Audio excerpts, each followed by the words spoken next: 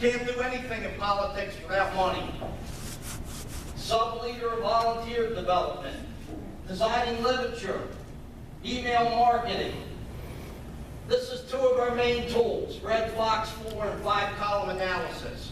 There was 580 votes total in our convention. We have a thing called 5-column analysis where we know where to put everybody's name on the sheet and who first we have to go to try and move them to our side. It's a tool to use. Building petitions and landing pages, fundraising, robocall training, data management.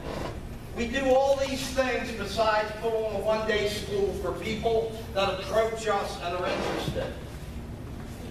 This gives you an idea of schools that we've held over the last couple of years, and as a whole the trend's been up. Last year we had a few less schools, but that's because we reached out to smaller states last year, like Maine. You know, states, Idaho, states that don't have, Wyoming, don't have large populations.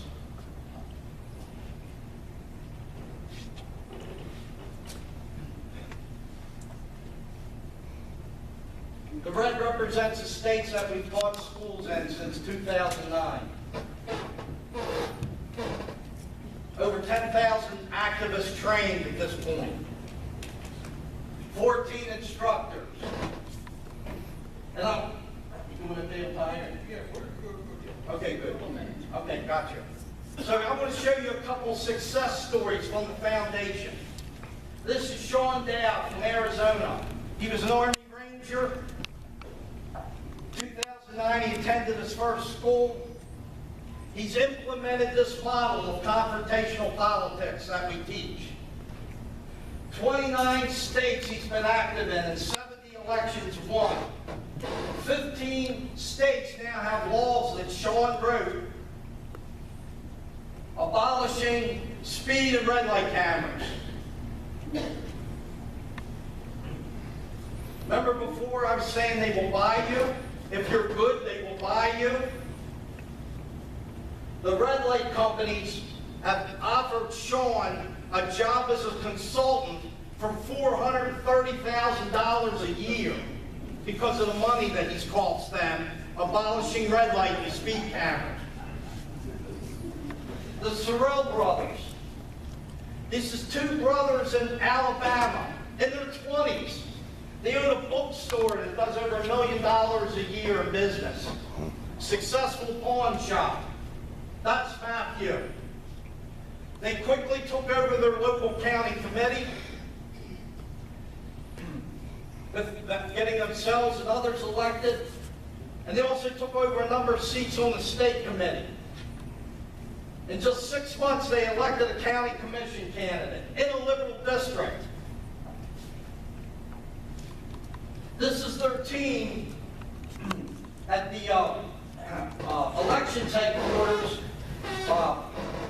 waiting to hear how a referendum did. They defeated a referendum on a farm tax.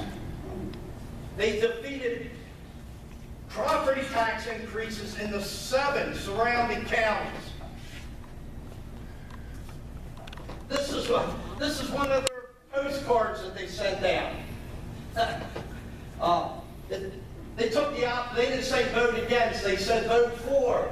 Propose higher taxes. Supports Common Core. Proven liberal leadership. So they were sending this out to everybody. Vote for big government. Vote Chris Seibert.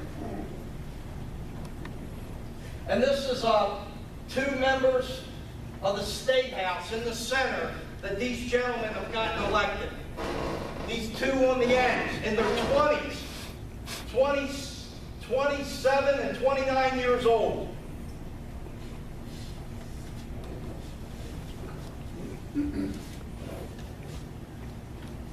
Let's finish up. We train inside leaders. Thomas Massey, Congressman from Kentucky.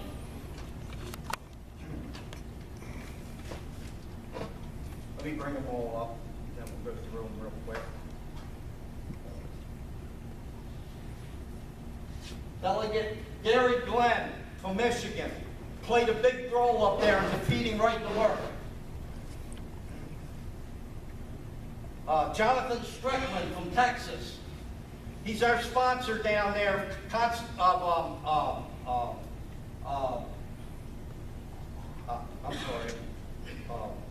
Constitutional Carry. Eric Brakey from Maine.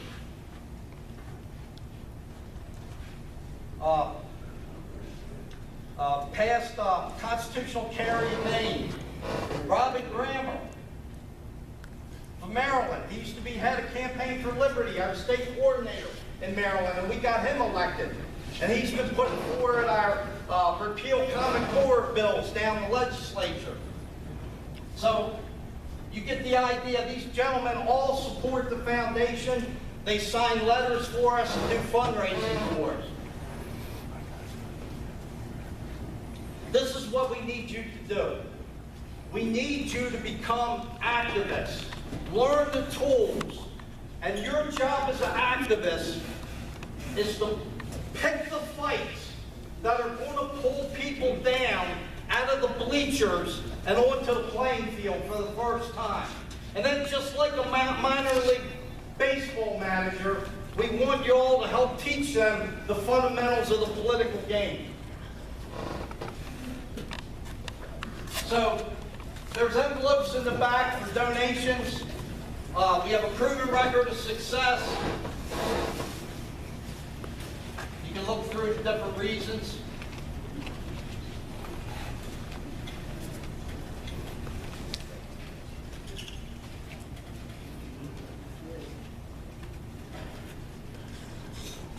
So contact me. That's my email address. dp@facltraining.org. I'll be glad to help anybody out in this room that wants to learn how to be successful on the local level, state level. We need a founding father in every county in this country. And it's not the Constitution that's wrong. It's the fact that we have thousands of elected Republicans all around this country that don't have the guts to stand up and fight for us. So they don't fight. It's our job to replace them. I want to thank everybody for your time.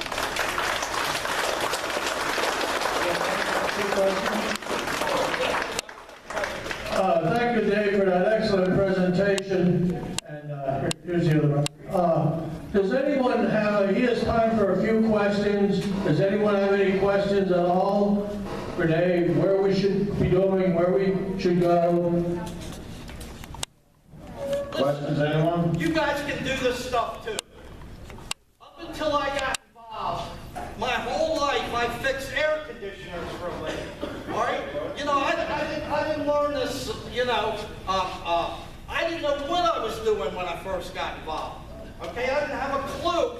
I just knew that the opportunities my father had and I had growing up, my grandchildren are not having those opportunities. So I said, I got to step to the plate and start trying to make a difference here.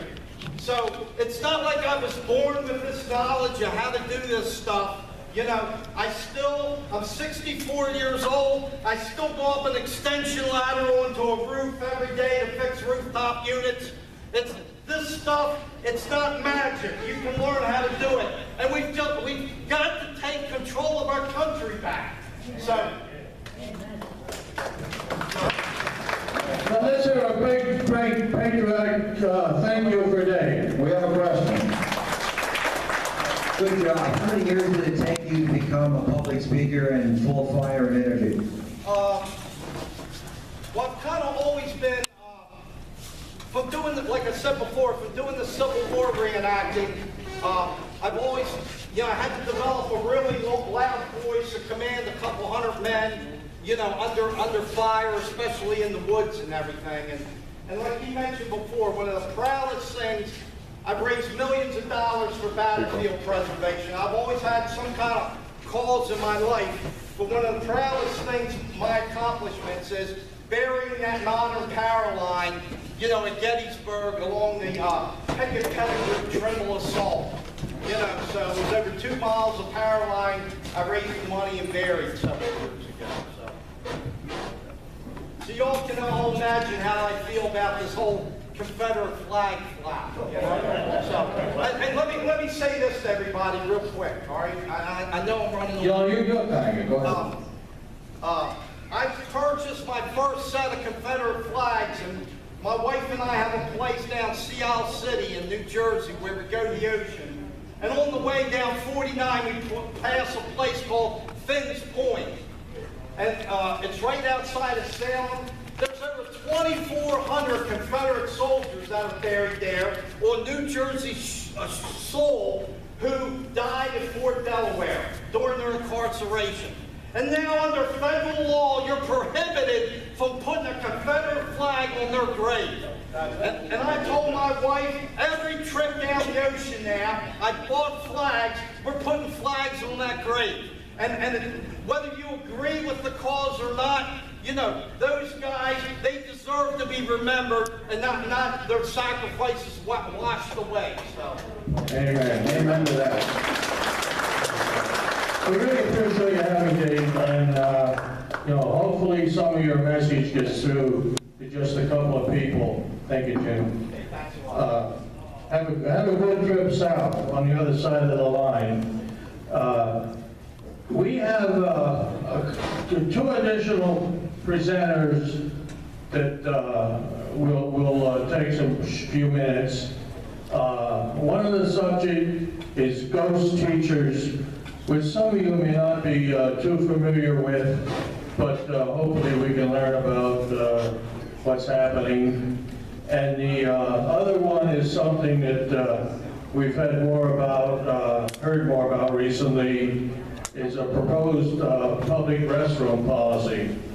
So the next presentation is a speaker who is here from the Commonwealth Foundation.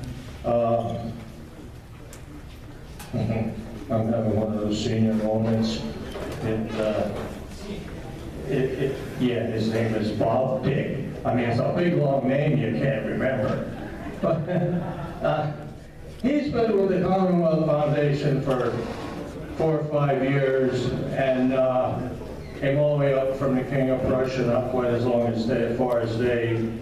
But he has a message for us that is something that I feel personally that we should pay attention to and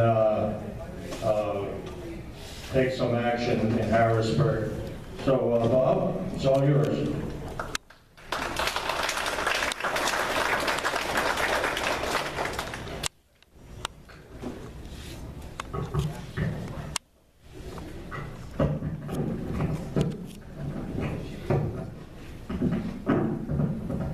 Can everyone hear me okay? So thank you for that introduction. I'd like to begin tonight by telling you that your local public school, there's a possibility that it's haunted. And what do I mean by that? Well, before I get into that, I just want to give a quick introduction. My name is Bob Dick, and I'm a policy analyst from the Commonwealth Foundation, which is an organization fighting to make Pennsylvania a more free and prosperous place to live for everyone. We are based in Harrisburg, but also, as Eldon mentioned, have an office in King of Prussia. So if you're ever in that area, feel free to stop by and then say hello. So I'm very excited for this opportunity to speak with you all tonight about the topic of ghost teachers. And I'm curious how many people are familiar with the term ghost teachers, or maybe have heard it in passing. Okay, so a few people.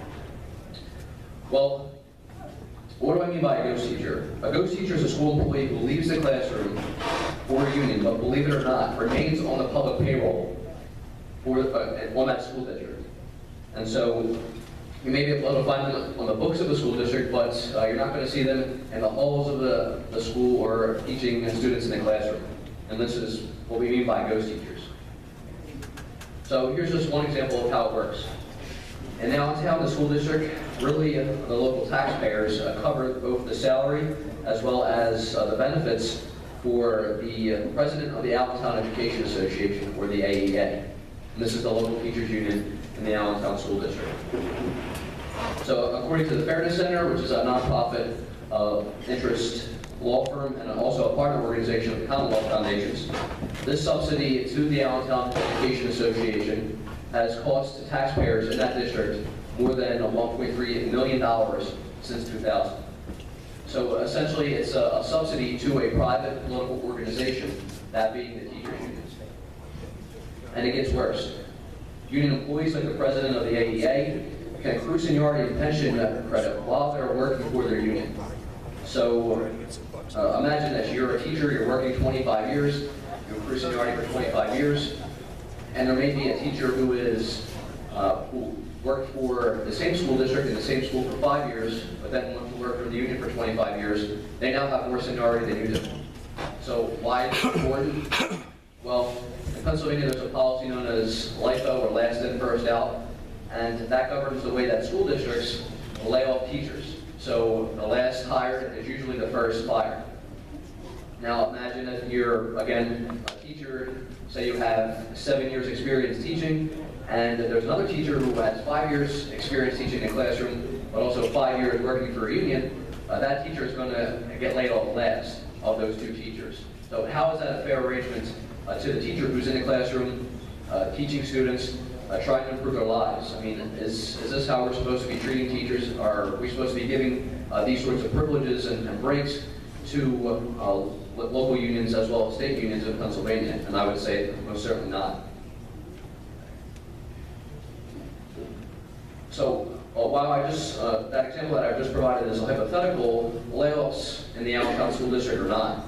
According to a report, 466 employees, including 272 teachers, since 2011 were laid off in the school district. So imagine you have this subsidy going to this private local organization, the local teachers union, all the while a slew of layoffs were implemented because the district is in financial straits.